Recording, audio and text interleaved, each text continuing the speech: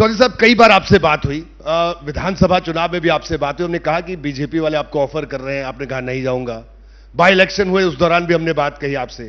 तो आखिरकार ये जो दिल पसीजा, ये अखिलेश यादव के कंफ्यूजन की वजह से फैसला हुआ, ये वो कौन शख्सियत थी जिसने आपका दिल पिघला दिया? पहले कोई ऑफर नहीं था, वो सार्वजनिक तौर पे हमारे लोगों को नरम रखने के लिए बात कही जा रही थी। एक पॉलिटिकल रणनीति कह लीजिए या स्टंट कह लीजिए जी। उसका जवाब भी मैंने स्टंट में दे दिया, वो बात खत्म हो गई।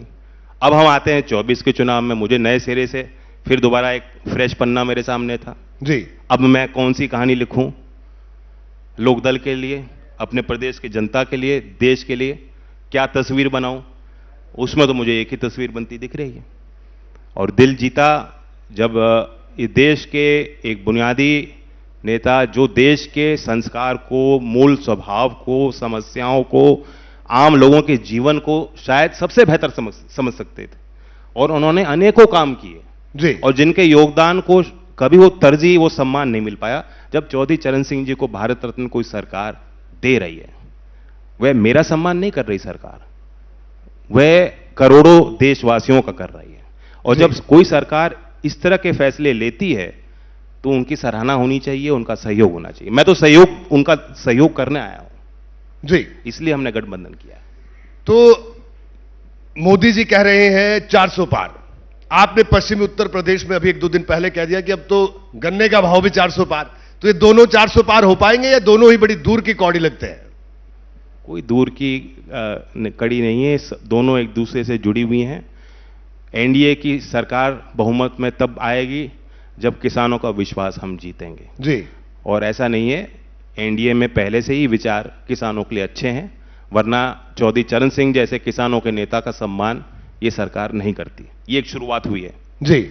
उस पहल को देखते हुए हमने एक शुरुआत की है, इस विश्वास के साथ की है कि लोकदल की जो छोटी भूमिका रहेगी, जो हमारे जनप्रतिनिधि होंगे, जो कार्यकर्ता होंगे, वे किसानों के हित में सरकार के और अच्छे फैसले हम कराएंगे। और उसमें एक बात है कि गन्ने की सबसे ज्यादा पैदावार उत्तर प्रदेश में होती है, इंडस्ट्री को लाभ मिल रहा है।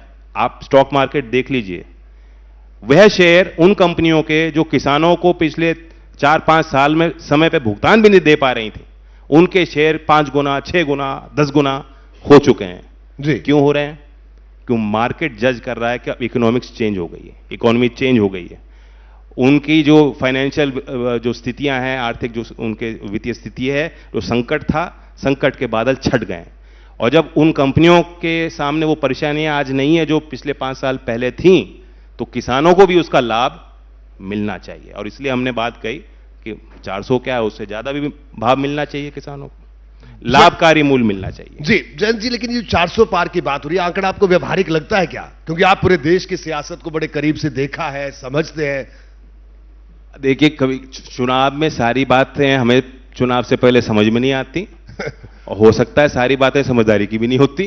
नतीजा आ जाने दीजिए, पता लग जाएगा।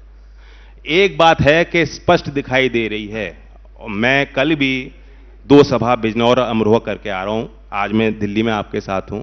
लगातार हम लोग फीडबैक ले रहे हैं, हमारे लोग चुनाव लड़ रहे हैं, लोगों को चुनाव लड़ा रहे हैं। मैं उनसे पूछ रहा हूं चुनाव क्या है, वो सब ये कह रहे हैं कि जब 2 प्रमुख पहलवान थे यूपी में और उन्होंने कहा हमें कुश्ती करनी नहीं, हम एक दूसरे के साथ खड़े हो गए।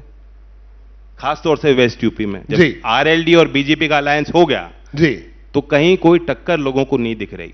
फिर भी मैं अपील करता हूं आपके माध्यम से मतदाताओं को, देश हित में तीसरा मैंडेट आप देना चाहते हैं, please bring out the vote. हर चुनाव में मतदान जरूर करें। जी जयंत जी, आपने भी जैसे कहा और मैं देख भी रहा हूं, आप लगातार बीजेपी के प्रत्याशियों के लिए प्रचार कर रहे हैं। जाहिर सी बात है, गठबंधन के सहयोगी हैं, प्रचार आप करेंगे। कंवर सिंह तंवर के प्रचार में भी शायद आप कल थे, वहां पर अमरोहा में थे आप।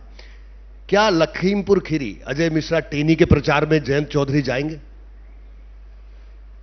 अभी मैंने सोचा नहीं है, and to be very frank, मैं थोड़ा अनकंफर्टेबल हूं। जी, तो वहां का जो किसान है, जाहिर सी बात है, आपने वो आंदोलन देखा, आंदोलन लड़ा भी, वो देखा भी, वो असमंजस में है। हम लगातार जा रहे हैं फील्ड में, वहां लोगों से भी बातचीत हुई, तो वो भी कंफ्यूज है कि कई बार वो कह रहे हैं कि हमें समझ नहीं आ रही कि राजनीति किस तरफ जा रही है? बहुत खराब घटनाएं उनके साथ हुई, मैं उनके दर्द में उनके साथ हूं, उनके साथ उनको न्याय मिलना चाहिए। लेकिन ये लड़ाई व्यक्तिगत नहीं है, किसानों के कुछ अहम मुद्दे हैं और उनका समाधान करना भी आसान काम नहीं है। कभी कभी राजनीति में सिंपलिस्टिक सॉल्यूशन दिए जाते हैं लोगों को कि ये तुम्हारी समस्या है, ये कानून बन जाएगा, तुम्हारी समस्या हमेशा हमेशा खत्म। ऐसा नहीं है जी। तो किसानों को अपने आप को संगठित भी रखना पड़ेगा, अपनी राजनीतिक ताकतों को भी उनको और ताकत देनी पड़ेगी।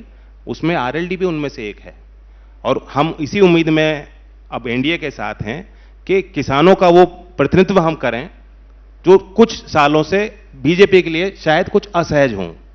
उनका विश्वास भी हमें जीतना है, उनको भी हम अपने साथ रखना है, उनके लिए भी हमें काम करना है।